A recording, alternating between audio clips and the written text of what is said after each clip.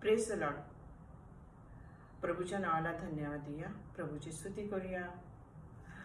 आपण कृतज्ञ का असलं पाहिजे, किंवा आपण परमेश्वराचे आभार का मानले पाहिजे, किंवा का आपण परमेश्वराचं कृतज्ञ असलं पाहिजे. स्तोत्र 118:24 म्हणते की हा दिवस परमेश्वराने बनवला आहे, आपण आनंद करूया किंवा आपण आनंदित होऊया. कृतज्ञता आपल्याला स्वार्थापासून दूर घेऊन जातं आणि प्रेमाच्या जवळ आणतं. त्यामुळे मनशांती मिळते आणि काय होतं, नाराजी दूर होते. कृतज्ञ असणं हे शरीर, मन, आत्म्यासाठी काय आहे, निरोगी आहे. म्हणूनच देवाचे वचन आपल्याला आठवण करून देते की आपण नेहमी कसं, का आणि कशासाठी आभार मानले पाहिजे, आपण त्याचं कृतज्ञ का असलं पाहिजे. पवित्र आत्मा आपल्याला स्मरण करून देतो की कृतज्ञता आपल्याला मदत करते आणि आपल्याला येशूच्या जवळ आणते. म्हणून तो आपल्याला नेहमी धन्यवाद देण्यासाठी प्रसंग सादर करतो किंवा वेगवेगळे आपल्याला आपल्या जीवनामध्ये प्रसंग आणतो. सर्व काही चुकत असताना आपल्या जीवनामध्ये किंवा परिस्थिती चांगली नसतानाही, भवितव्य अंधकारमय वाटत असतानाही आपण कृतज्ञ होण्याचे नेहमीच एक कारण असतं आणि त्या कारणाचं नाव आहे येशू. आणि आपण हमेशा आपण येशूचं काय मानले पाहिजे, आपण आभार मानले पाहिजे. आपण वधस्तंभाच्या महान देणगीचा स्वीकार करतो, कारण देवाच्या पुत्राने पाप आणि दुर्बलता आपल्यासाठी सहन केली. जीवन देवाचे आभार मानणे एक दिवस किंवा एका महिन्यापेक्षा जास्त आहे. जीवन देवाचे आभार मानणं हे फक्त एका दिवसापुरतं किंवा एका महिन्यापर्यंतच असं नाही पाहिजे, तर आपल्या जीवनात आभार मानणं किंवा परमेश्वराचं आपण कृतज्ञ असणं किंवा आभार मानणं ही गोष्ट आपण वारंवार केली पाहिजे, रोज करायला पाहिजे, क्षणोक्षणी केली पाहिजे.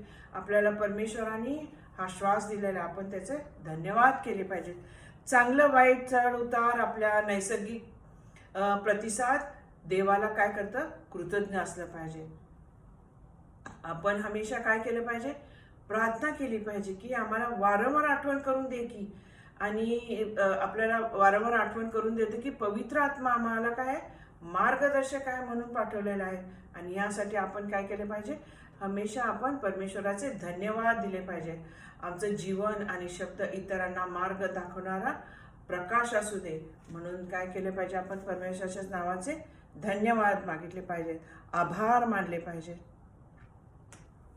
देवाने म्हटलं आहे, तुमच्याजवळ जे आहे त्यात समाधानी राहा, कारण मी तुला कधी सोडणार नाही, मी तुला कधीही टाकणार नाही. आपण वाचू शकतो इब्रिकराच्या पत्रामध्ये 13व्या अध्यायात आणि 5व्या वचनात लिहिलेलं आहे.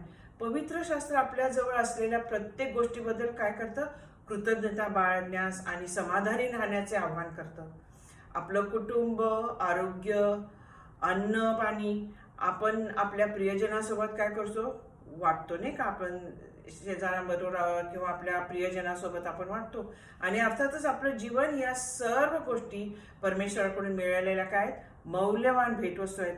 पण असंतोष, लोभ किंवा भीती आपल्याला जीवनातील मौल्यवान भेटवस्तूंची काय करतं, कदर करू देत नाही.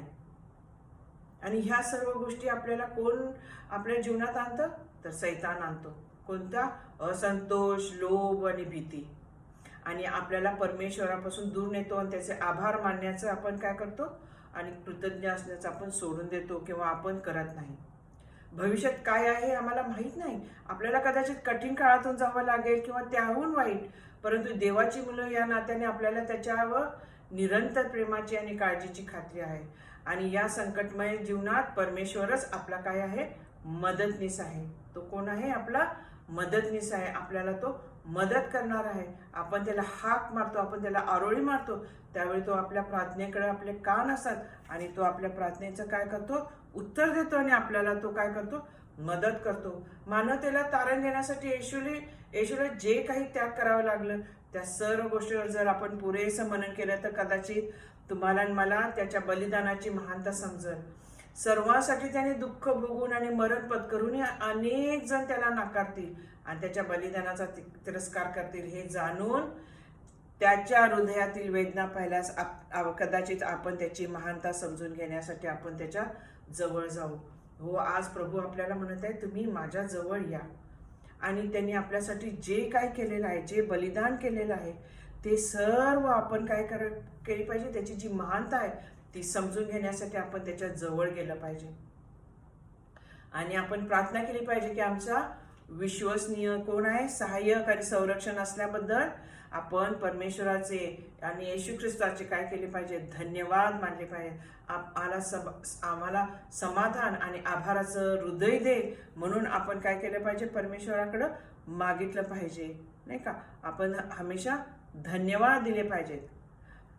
आणि ह्या धन्यवादाबद्दल आपण परमेश्वराचे आपण उपकार माने, आपण परमेश्वराचे काय करूया, उपकार करूया, उपकार स्तुती करूया. आमेन.